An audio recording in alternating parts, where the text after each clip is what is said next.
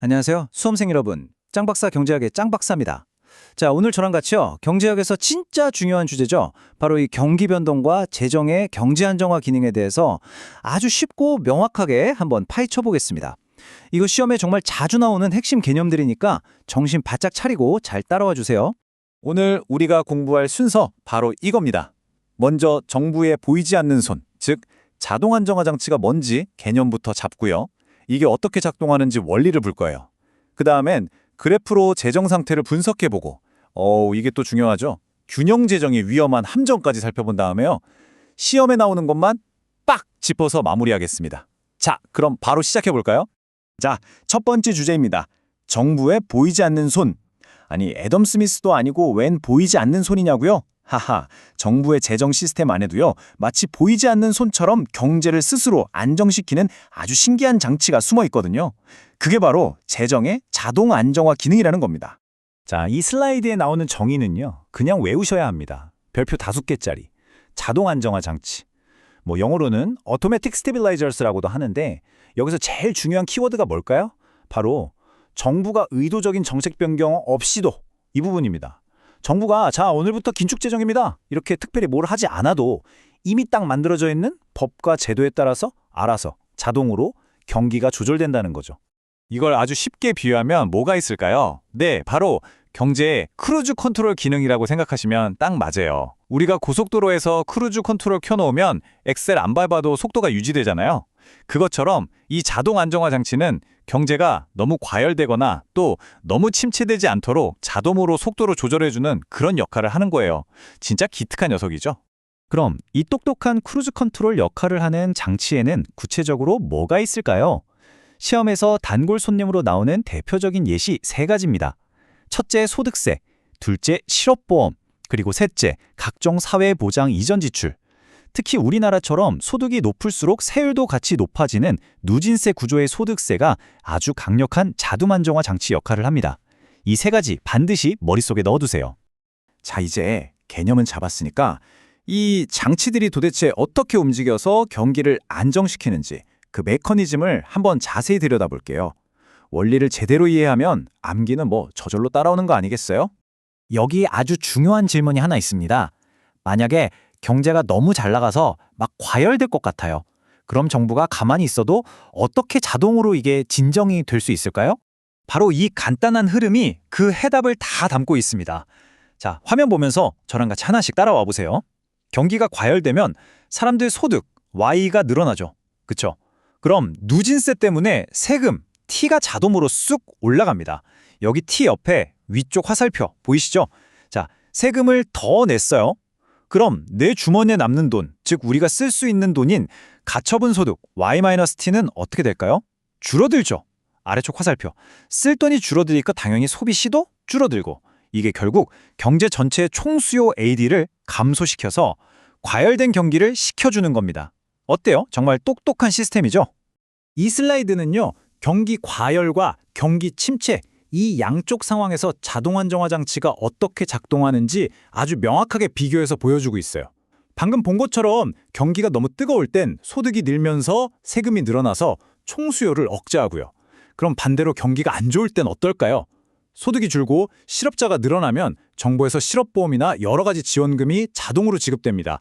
그럼 사람들의 가처분 소득이 확 줄어드는 걸 막아주겠죠. 그래서 총수요가 급격히 푹 꺼지는 걸 막아주는 일종의 완충 역할을 하는 겁니다. 이렇게 양쪽으로 경제가 너무 출렁거리는 걸 막아주는 거죠. 자, 이제 객관식은 물론이고 서술형 시험에서도 아주 비중 있게 다뤄지는 그래프 분석 시간입니다.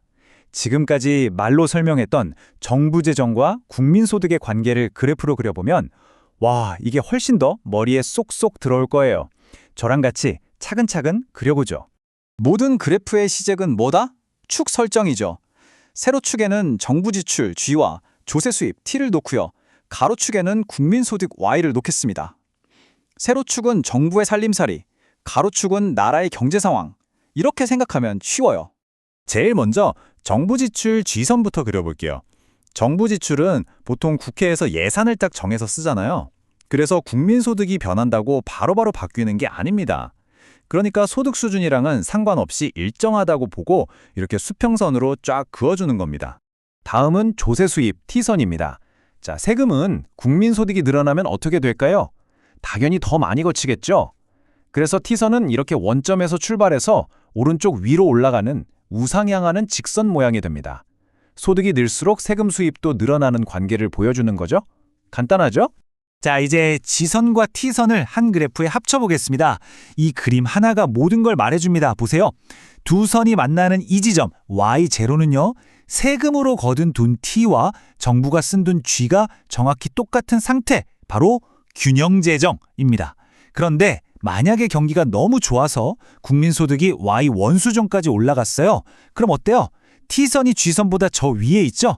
즉, 쓴 돈보다 거둔 돈이 많으니까 재정 흑자가 나는 거고요. 반대로 경기가 침체돼서 국민소득이 Y2 수준으로 뚝 떨어지면 G선이 T선보다 위에 있게 되죠. 쓴 돈은 그대로인데 세금이 덜 거쳤으니 재정 적자가 발생하는 겁니다. 이 그래프 경기 좋을 땐 흑자, 안 좋을 땐 적자가 자동으로 나타나는 구조라는 걸 한눈에 보여주죠. 우리가 보통 균형 재정 이러면 뭔가 되게 바람직하고 좋은 것처럼 들리잖아요. 그렇죠? 하지만 경제학에서는요, 이 균형 재정을 무조건 따라가다가 오히려 경제를 망가뜨릴 수 있는 아주 위험한 함정이 있다고 경고합니다. 좋은 의도가 어떻게 나쁜 결과를 낳는지 한번 제대로 파헤쳐 보겠습니다. 이 질문 한번 진지하게 생각해 보세요. 나라 살림을 빚 없이 꾸려나간다. 참 좋은 말인데 과연 이게 언제나 어떤 상황에서든 최선의 정책일까요? 바로 정책 함정이라는 개념이 등장합니다. 특히 경제가 안 좋을 때, 즉 경기 침체기에 재정 적자 났네? 빨리 허리띠 졸라매서 균형 재정 맞추자 라고 하는 정책이 얼마나 위험한지를 설명하는 용어예요. 이 용어 자체는 서술형 문제에서도 써먹기 좋으니까 그 의미를 정확하게 알아두세요. 이 슬라이드가 정책 함정의 모든 걸 다 보여줍니다. 자, 왼쪽을 한번 보세요. 경기 침체로 재정 적자가 났을 때 우리 상식으로는 아니 적자 났으면 당연히 정부 지출을 줄여야지 이렇게 생각하기가 너무 쉽죠. 하지만 그 결과는 오른쪽처럼 나타납니다. 불황기에 정부가 지출을 확 줄이면 어떻게 될까요? 경제 전체의 총수요가 더 줄어들어 버립니다. 그럼 기업들은 생산을 더 줄일 거고 실업자는 더 늘어나겠죠. 결국 경기 침체가 더 깊은 수렁으로 빠지는 악순환이 시작되는 겁니다. 이게 바로 균형 재정의 무서운 정책 함정입니다. 자, 오늘 정말 중요한 내용들을 많이 공부했는데요. 머릿속이 좀 복잡할 수도 있으니까 제가 시험에 대비해서 이것만은 꼭 알아야 한다 하는 핵심 포인트만 딱 3가지로 정리해 드릴게요. 이 부분은 절대 잊어버리시면 안 됩니다. 첫째, 자동안정화 장치의 개념, 그리고 대표적인 예시 뭐였죠? 소득세, 실업보험, 이거 꼭 기억하세요. 핵심은 정부의 의도적인 개입 없이 자동으로 작동한다는 점. 둘째, 이 자동안정화 기능은요, 소득세의 누진도, 즉 한계세율이 높을수록 그리고 실업보험 같은 사회복지제도가 잘 되어 있을수록 그 효과가 더 커진다는 거 이해하셔야 되고요. 셋째, 그리고 정책적으로 가장 중요한 것, 경기 침체기에 무리하게 균형 재정하자고 덤비는 건 경기를 더 깊은 수렁으로 빠뜨릴 수 있는 정책 함정이라는 걸 반드시 명심해야 합니다. 경제학이라는 학문이요. 하다 보면 때로는 어렵고 복잡하게 느껴질 때가 있죠. 맞아요. 하지만 오늘 이 시간까지 포기 안 하고 집중해서 따라온 여러분은 정말 대단한 거고 아주 잘하고 계신 겁니다. 합격 진짜 코앞에 있어요. 절대 포기하지 마시고 조금만 더 힘내시길 바랍니다. 제가 항상 뒤에서 응원하겠습니다. 혹시 오늘 공부한 내용 중에 이 부분 좀 이해가 안 되는데? 하는 게 있거나 더 궁금한 게 생기면요. 혼자 끙끙 앓지 마세요. 네이버에 짱박사 경제학 스터디의 카페가 있습니다. 그곳에 오시면요. 수많은 수험생 동료들이 있고 기존에 쌓여있는 엄청난 질문과 답변 자료들이 여러분을 기다리고 있어요. 그리고 무엇보다 아주 유능하고 친절한 우리 조교님들이랑 저 짱박사가 직접 여러분의 질문을 기다리고 있겠습니다. 네, 오늘 내용은 여기까지입니다. 정말 수고 많으셨습니다. 다음 시간에는 오늘보다 더 유익하고 시험에 팍팍 도움이 되는 내용으로 다시 찾아뵙겠습니다. 그때까지 복습 꼭 철저히 하시고요. 건강관리 잘하세요. 감사합니다.